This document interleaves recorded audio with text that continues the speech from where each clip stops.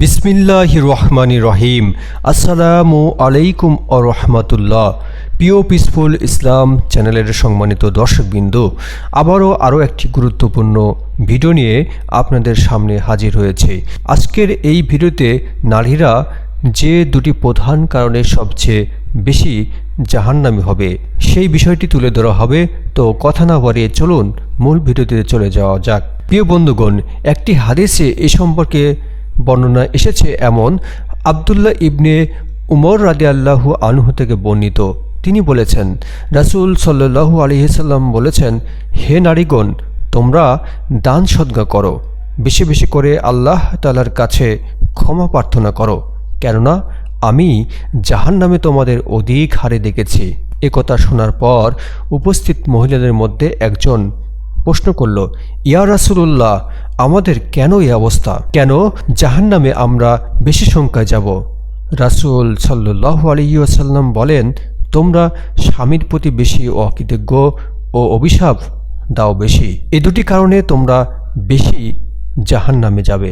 এছাড়া নবী করিম সাল্লাল্লাহু আলাইহি সাল্লাম নারীদের সম্বোধন করে আরও বলেন, আমাকে দেখানো হয়েছে, অর্থাৎ মেরাজের রাতে আমি দেখেছি জাহান্নামে অধিকাংশ বাসিন্দা নারী। এর দ্বারা প্রতিবান হয় যে জাহান্নামে পুরুষের চেয়ে নারীদের সংখ্যা বেশি হবে। এর অর্থ এটা নয় নারী বা নারী হওয়ার কারণে জাহান্নামের উপযুক্ত, বরং অন্য এক হাদিসে রাসূল সাল্লাল্লাহু আলাইহি ওয়াসাল্লাম এর কারণও বর্ণনা করেছেন।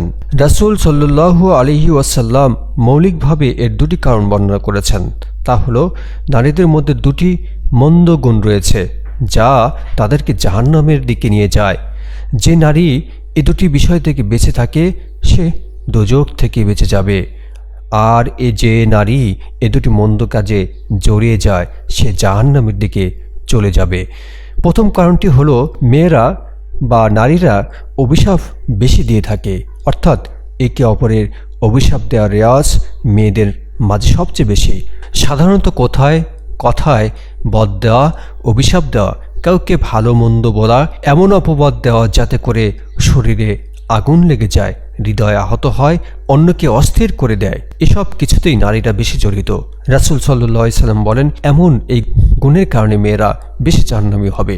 আর দ্বিতীয় কারণটি হচ্ছে স্বামীর প্রতি অকৃতজ্ঞতা। স্বামীর প্রতি অকৃতজ্ঞতা প্রকাশ করা একটি বড় গুনাহের কাজ। রাসূল সাল্লাল্লাহু আলাইহি সাল্লাম বলেছেন, তোমরা স্বামীর অকৃতজ্ঞতা বেশি করো।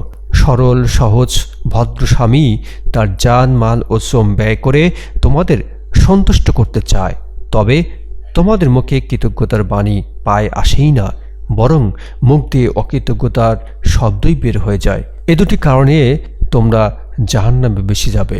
এক হাদিসে নবী করিম সাল্লাল্লাহু আলাইহি সাল্লাম ইরশাদ করেছেন, যদি আমি দুনিয়াতে আল্লাহ ছাড়া আর কাউকে সেজদা করার নির্দেশ দিতাম, নারীকে হুকুম দিতাম তার স্বামীকে সেজদা করতে, তবে সেজদা যেহেতু অন্য কারোর জন্য বৈধ নয় তাই এই নির্দেশ দেয়নি।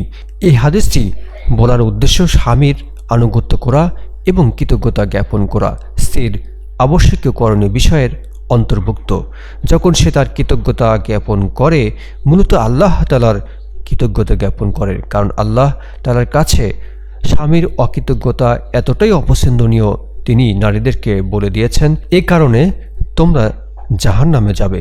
সুতরাং বন্ধুগণ, কথাটা কতটা ভয়ানক। প্রিয় বন্ধুগণ, আমাদের মা বোনদের জন্য স্মরণীয় বিষয় হলো, রাসূল সাল্লাল্লাহু আলাইহি সাল্লাম অত্যন্ত গুরুত্বের সঙ্গে নারীদের সম্বোধন করে বলেন, তোমাদের জাহান্নামে বেশি যাওয়ার কারণ হবে এ দুটি কারণ, এবং নারীদের জাহান্নাম থেকে বাঁচানোর জন্য তিনি ফর্মুলা বলে দিয়েছেন।